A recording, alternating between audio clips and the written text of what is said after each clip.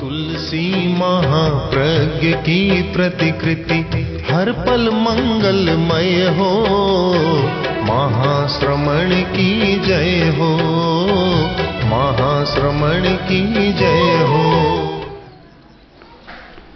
एक गुरुजी थे सन्यासी, उनके एक चेला था, छोटी उम्र का ही था और चंचल ज्यादा था, कूद फांद इधर उधर घूमता रहता, बातों में ज्यादा रस आता था। अब पढ़ने लिखने का रुझान नहीं, कोई शास्त्र पढ़े, कोई स्वाध्याय करे, कोई सामायिक करे, वो कुछ नहीं। अच्छा भोजन मिल जाता और अच्छा आराम से सो जाता, और बस कोई ज्यादा साधना लक्ष्य नहीं बना था, अंतर्मुखी नहीं बना था। गुरुजी की थोड़ी सेवा तो करता था और कोई गुणवत्ता विशेष नहीं थी। एक दिन गुरुजी के पास गया, बोला कि गुरुदेव मैं आपकी सेवा करता हूं, आप मुझे कुछ दीजिए, कोई चमत्कार मुझे सिखाइए। गुरुजी ने कहा, चमत्कार में नहीं पढ़ना अपने को, अपनी साधना करनी है, चमत्कार में नहीं पढ़ना है। चमत्कार में क्या आत्मा का कल्याण होगा। एक वो बाबा जा रहा था, सामने से एक वो सन्यासी आ गई, तो बाबा ने कहा साध्वी जी, सन्यासिनी जी, चर्चा करें कि हाँ बोलो महाराज जी चर्चा करें कि कहाँ करना। तो वह संत बोला कि पानी में बैठ करके चर्चा करेंगे, तालाब में पानी पर बैठ के चर्चा करेंगे। ना सन्यासिन बोली पानी पर क्या, आकाश में यहीं अदर बैठ करके चर्चा करेंगे। सन्यासी के पास वो पानी में बैठने की लब्धि थी, साध्वी के पास आकाश में बैठने की लब्धि थी। साध्वी बोली बाबा जी इसमें क्या खास बात हो गई, एक मछली भी तो पानी में तैरती है, आप पानी में बैठ गए, कौन सा बड़ा काम कर दिया। एक मक्खी तो आकाश में उड़ती है, मैं आकाश में बैठ भी गई, कौन सा बड़ा काम हो गया। ठीक है लब्धियां तो है, पर साधना की दृष्टि से ये सब काम की बातें नहीं, तुच्छ बातें होती हैं। तो गुरुजी ने कहा वत्स चमत्कार में नहीं पढ़ना, अपनी साधना का अभ्यास करो। तो नहीं गुरुदेव कुछ तो सिखाना पड़ेगा, इतनी सेवा करता हूं मैं आपकी, कुछ तो मुझे दो। गुरु ने सोचा बच्चा है, अब यह समझता नहीं है, थोड़ा इसको बताना पड़ेगा। कह लो वह झोलका लाओ।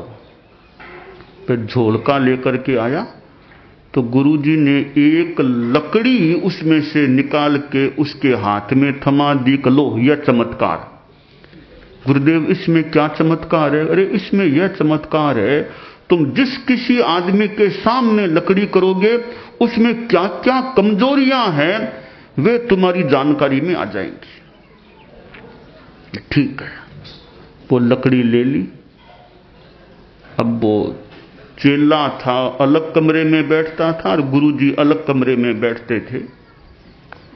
अब आश्रम था तो आश्रम में कई लोग बाहर से भी आते रहते थे, तो कोई आदमी आता तो वो चेला उठ के जाता, उसके छाती के सामने वो लकड़ी करता, तो उसकी कमजोरियां सामने आ जाती। फिर चेला कहता देखो तुम्हारे में यह कमजोरी, तुम्हारे में यह कमजोरी, उसको बदनाम कर देता। ऐसा कई व्यक्तियों के साथ हादसा हो गया। एक दिन 5-7 भुक्त भोगी इस विषय के आदमी मिलकर के गुरुजी के पास गए कि गुरुदेव हमारी तो शिकायत है आपसे, आपका चेला छोटा जो है हमें परेशान कर रहा है, वो लकड़ी करता है, हमारी कमजोरियां सबके सामने प्रचारित करता है। गुरुजी ने कहा अभी छोटा है, थोड़ा बड़ा हो जाएगा तो ठीक हो जाएगा, थोड़ा आपको भी सहन करना पड़ेगा, अभी नया साधु है, हमने छोटे को मूंढा है तो उसको अभी तैयार करने की जरूरत है, आपको भी अधीर नहीं होना है। उनको समझा दिया। एक दिन उस छोटे साधु के मन में आया कि और तो कईयों की कमजोरियां देख ली, अब गुरुजी में क्या कमजोरियां वो नहीं देखी मैंने, आज वो देखना है। तो गुरुजी थोड़े जल्दी सोते थे, तो गुरुजी सो गए तो वह चेला आया लकड़ी लेकर, सोए हुए नींद में गुरुजी थे, उनकी छाती के सामने में लकड़ी की। तो गुरुजी की भी कमजोरियां सामने आ गई, जैसे थोड़ा अहंकार है, थोड़ा गुस्सा है। और उसने देखा रे गुरुजी में भी कमजोरियां। गुरुजी महाराज बस मैं तो जा रहा हूं, ऐसे गुरु मुझे नहीं चाहिए जिनमें अहंकार है, गुस्सा है। गुरुजी की आंखें खुली, नींद टूटी। अरे क्या हुआ? कि नहीं नहीं देख लिया मैंने, सब देख लिया, आपको देख लिया, कमजोरियां कित आप में भी है। गुरु ने सोचा रे ये अभी समझदार हुआ नहीं है, कहां भटकेगा कहां जाएगा, इसको संभालना जरूरी है। बेटा बस इधर आ। चेले को पास बुलाया, सिर पर हाथ रखा, सहलाया, कहा लकड़ी एक बार मुझे दो। लकड़ी गुरुजी ने हाथ में लेकर के चेले के छाती के सामने की। चेले में कितनी कमजोरियां सामने आ गई कि देख तुम्हारे में कितनी कमजोरियां। उनको देखा तब सिर नीचे कर लिया कि गुरुदेव बस, आप में तो राई भर कमजोरियां है, मामूली छिद्र है, मेरे में तो बगारे बगारे पड़े हैं, बड़े बड़े बिल पड़े हैं, छिद्र पड़े हैं। आप में तो राई भर है, मेरे में पहाड़ जैसी कमजोरियां हैं। कहां आप कहां मैं, आपकी तुलना भी क्या हो सकती है मेरे साथ, आपके साथ मेरी तुलना क्या हो सकती है। मैं तो आपके नख के अग्रभाग में भी नहीं आ सकता। आपकी कितनी ऊंची साधना है। बोला गुरुदेव बस अब मैंने अपनी कमजोरियों को देख लिया, अब तो आप मुझे मार्गदर्शन दो कि मैं अपने कमजोरियों से कैसे मुक्त हो सकता हूं।